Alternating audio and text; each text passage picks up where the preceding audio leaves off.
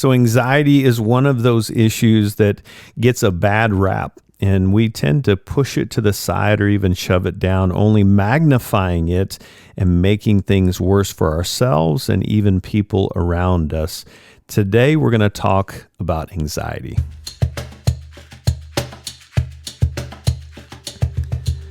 Welcome to Hope and Recovery, a Fellowship Bible Celebrate Recovery podcast.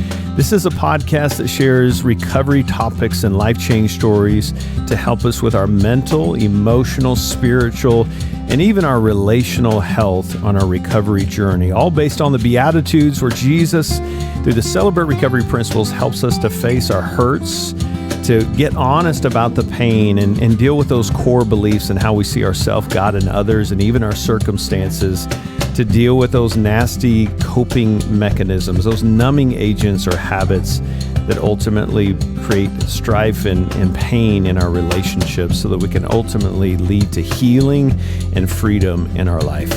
I'm a grateful believer in Jesus Christ. I struggle with drugs and alcohol and perfectionism. My name is Rodney. I'm the ministry leader and pastor of Celebrate Recovery here at Fellowship Bible Church, Celebrate Recovery Rogers, and so grateful to be with you again today. I'm so pumped. Got a special guest with me today. Met her in the counseling world when I was doing my internship at the Joshua Center.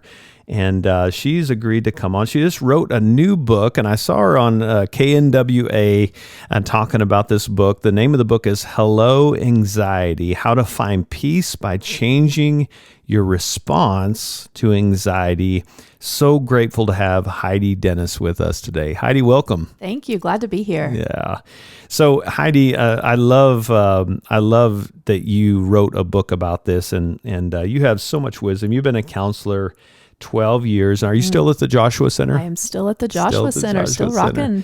So I know many people that have been under your care as a counselor, therapist, and you just bless so many lives. And so I know I haven't fully dug into this book. I'm excited to do that personally. My copy's coming, but I'm excited to kind of jump into this topic, and maybe we can start here. Why did you write this book? What is it that made you say, I want to write this book and put it pen to paper? Yeah, that's a great question, Rodney. So the first reason I wanted to write this book is because I saw so many people coming in misunderstanding what anxiety is.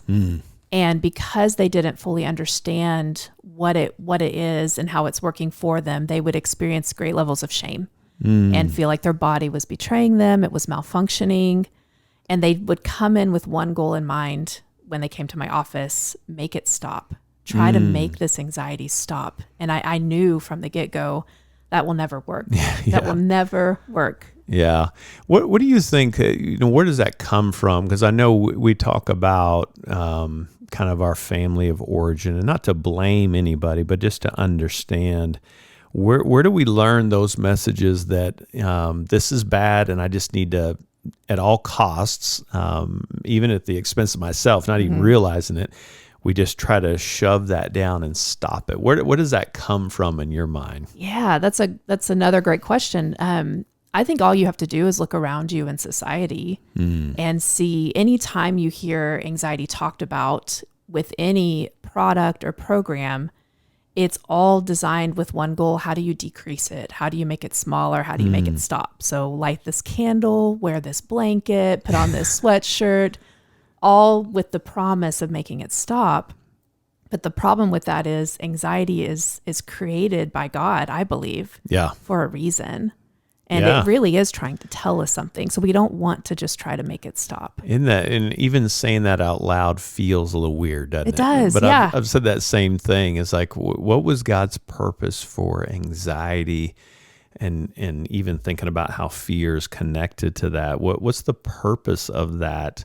That sense of readiness, right? To be on guard, to take care of ourselves, that there's something looming that may need our attention, kind of a thing, right? Right, yeah. So some of those things like candles and stuff can be, a good measure of self-care. It's like if you want to take a bath and put some candles on kind of thing, that's helpful. Sure. But it's not prescriptive, right? It's not Right. going to solve the problem. Right. You have to learn to listen to it first and, ask yourself, what is it trying to tell me? Is there a threat that I need to respond to? Because we need anxiety to tell us if there is a threat and we need to respond to it. But if there's not a threat, maybe there are some other things that it's trying to tell us. Maybe I'm needing connection. Maybe I'm needing to remind myself of what's true. Maybe I'm needing some reassurance. Maybe I'm needing some self-care and to light a candle. I mean, I am a fan of a candlelit back with some Frank Sinatra in the background. I see no problem with that. Yeah. As long as I'm not trying to fight my anxiety too quickly. That's so good. Yeah. It's that difference. And you were telling me earlier, it's the difference between fighting it and going with it. Absolutely. Fighting it actually magnifies it, I'm guessing. Mm-hmm. Yeah. So let's define, just for our listeners, I think we all have kind of a picture. If you say anxiety, we kind of have this picture of what is anxiety. If we're defining what anxiety is, how would you put that to words, Heidi? Yeah. My favorite definition of anxiety is it's your internal alarm system. It's your nervous system, essentially, trying to warn you of a perceived threat. And I use the word perceived very intentionally because sometimes there isn't a threat there. Yeah. Sometimes it is just trying to tell us something else or telling us we need some reassurance. We need to reset. We need to slow down. We have too many things going on. There's a number of things it can try to tell us.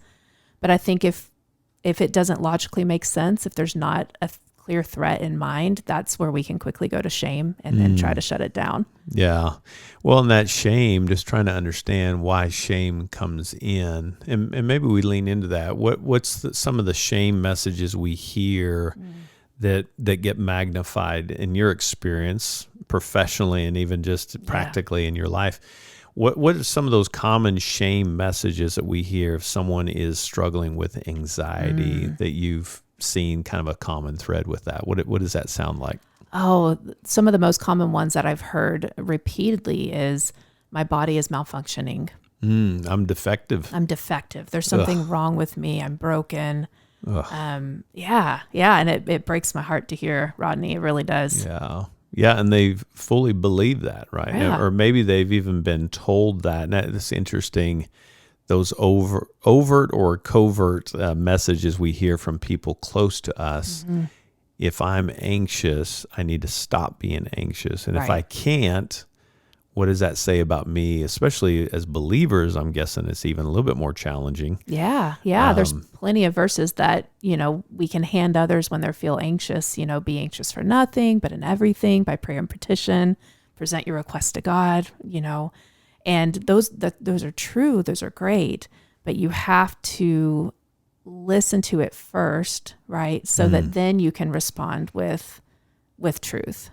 Well, and I love that you brought that Philippians passage up, because that's a common one that I think believers will go to as a reason that I shouldn't be feeling, right? Right. But I love the language. It says present by prayer and petition, present your requests. And so it's a strategy. It's not just enough to say, stop being anxious. Right. The whole Bob Newhart, just stop it. Stop it. We're going to take a quick break right here. Having a great conversation with Heidi Dennis, author of Hello Anxiety, and having a great conversation around anxiety. We'll take a quick break. When we come back, we'll continue the conversation. Hey, folks, if you're looking for a meeting near you, you can find a meeting every Friday night at Fellowship Fayetteville or Fellowship Rogers Celebrate Recovery. We meet at 6 p.m. for Connection Cafe meal. And then we have our general meeting that starts at 7 p.m. We meet every single Friday night. We'd love to have you join us. Go to fellowshipcr.org for more information. We hope to see you this Friday night. Bring a friend and come see us.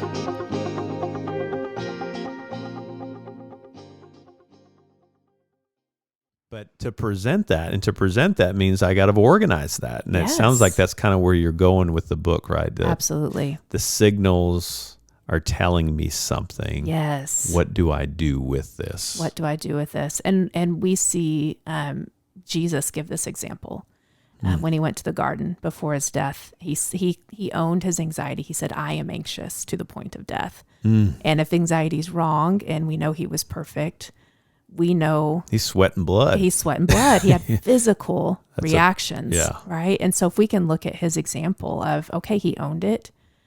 And then what did he do with it? Well, first he reached to his friends, his closest friends, and said, hey, come with me. I need you to keep watch. I need you to be with me. We all know they let him down, as sometimes when we reach for others for support, sometimes they do. But then what did he do next? He took it to his Father. He went to God. Yeah. And he used connection with God as a way to tend to that anxiety. I love that. Yeah, so he's given us a picture, and that's what I love about fully God, fully man. He experienced what we experience as fully human, right? Yeah. And so what a model for us so he's in the garden, he's sweating blood. I mean, that's kind of the picture of anxiety. I mean, pretty intense. Yeah. And that's interesting to think about. And sometimes we can get a little bit weirded out by this, but just paying attention to our bodies, right? Here's a physical response Jesus is showing us in the scripture of he's sweating blood, right? How important is the body in this identifying the anxiety, Heidi? What's that look like? Yeah, well, I'm going to nerd out on you for a second, Please if that's do. okay, Rodney. If you take it back to the nervous system, which is kind of what's signaling our anxiety in our body, there is one main nerve that runs through our nervous system. It's called the vagus nerve. The cool thing about the vagus nerve is it's broken up into 3 different strands, and it's kind of each strand is kind of its own alarm system. And so the one that runs all the way down to your gut is like that severe anxiety, probably similar to the one that Jesus was experiencing, where he would just felt frozen. He had this strong physical reaction. You feel it in your gut, right? Kind of that, deer in the headlights or a possum playing dead would be another example in nature. The middle strand kind of runs into your chest area. So that's where you feel that tension. It's like a moderate threat level. And that's when you feel like you have some options of fight or flight. And then the third strand is the one kind of more up in your brain stem area. And that is the one that signals cues of safety. So if you are connecting with someone, that's safe. You're connecting with God. Even bringing up a safe memory, right? A scent, anything like that induces feelings of safety can trigger your nervous system to have a peace and a calm. And so how amazing is it that if we listen to what our body's telling us, not only can we know the threat level, but it essentially can lead us to safety if we don't just try to shut it down. Wow. Yeah.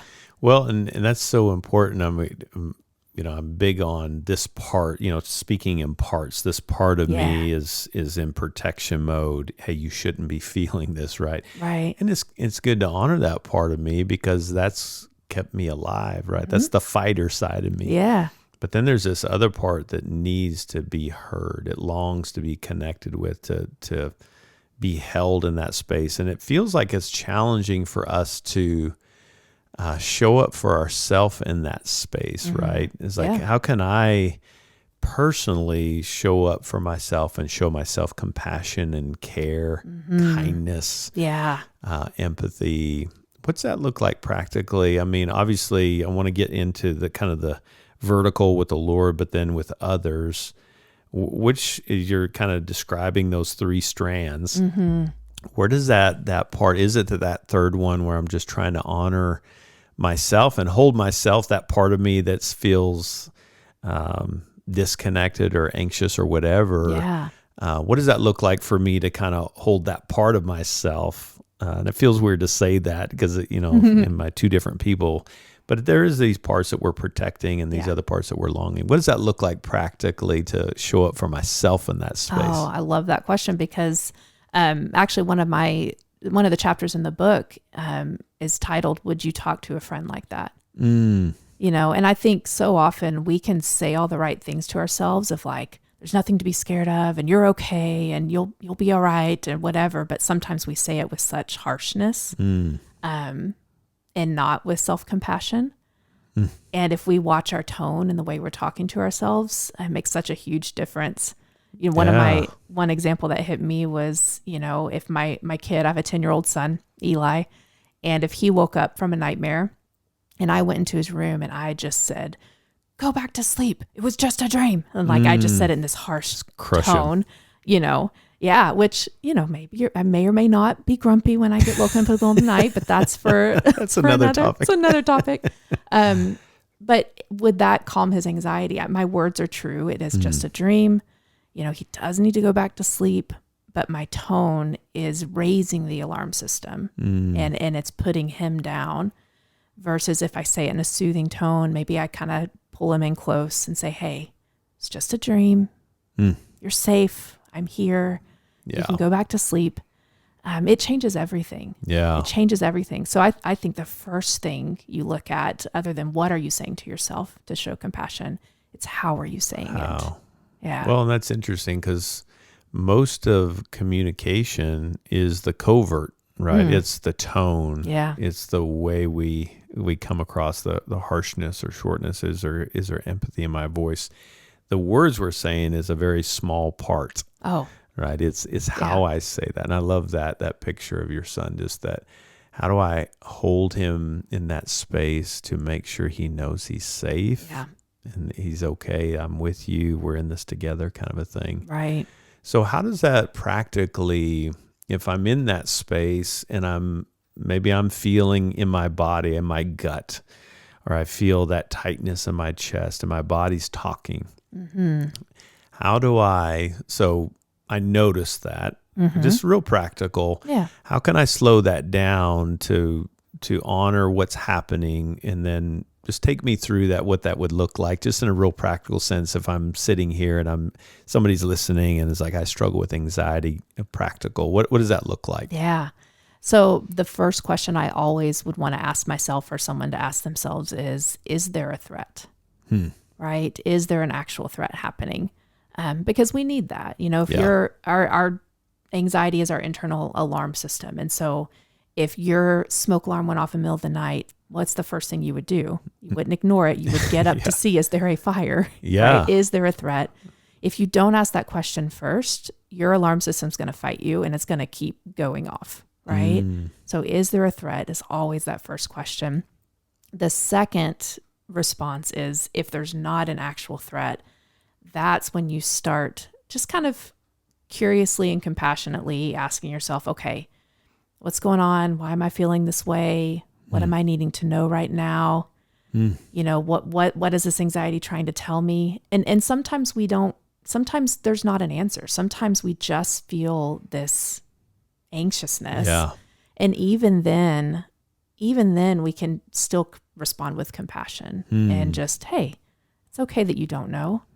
It's just you're feeling a little restless right now. Yeah.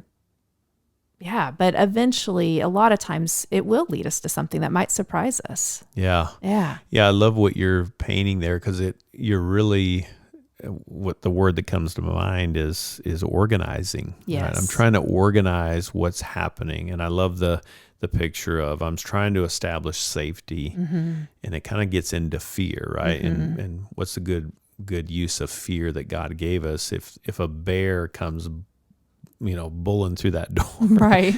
There's going to be fear, right? There should be. There anxiety and fear. There is fear there that the bear's going to get me, or the house is on fire, or whatever. I'm running through traffic on I-49, right? Right, it's like, right. If I don't have fear, I'm probably going to die. Yeah. And so I love that. Is it an actual threat? If there is, that's probably fear. Right. If there's perceived, but there isn't a danger, then it's probably anxiety, I'm guessing. Yeah. And what else is it trying to tell me? Yeah. Another question that if you're kind of racking your brain and looking at all the different options of, okay, am I feeling anxious because I'm too busy? Am I worried about something that's not going to happen yet? Like, even if you have an early morning flight, how often do you struggle to fall asleep the night before? Well, your nervous system is so fine-tuned to be alert to what you're thinking about and what you're worried about. And so if it senses you're worried about missing that flight, it's going to pump adrenaline into your brain. It's going to tense your muscles. It's going to increase your heart rate. You're going to start breathing heavily so that you catch your flight. Yeah. The problem is it's the night before. You're not going to miss it, right? Yeah. And so maybe it's telling you, hey, it's not time to worry yet. Yeah. It's not time. You've got 5 alarms set. Like, you're Yeah. going to be all right. Just kind of grounding yourself a little bit. In that. Yeah. Well, I remember I was sharing this with some friends recently. I remember taking the we're both counselors, so it resonates with you. I'm terrified of tests. Yeah. And I remember taking the national exam. That was a doozy. But I remember kind of going into it thinking, man, I'm probably going to fail this thing, right? I'd studied so hard. But I remember 100 questions in, I was already kind of in the dialogue of, okay, what's going to be my narrative to tell everybody why I failed this test? That was 100 in. Wow.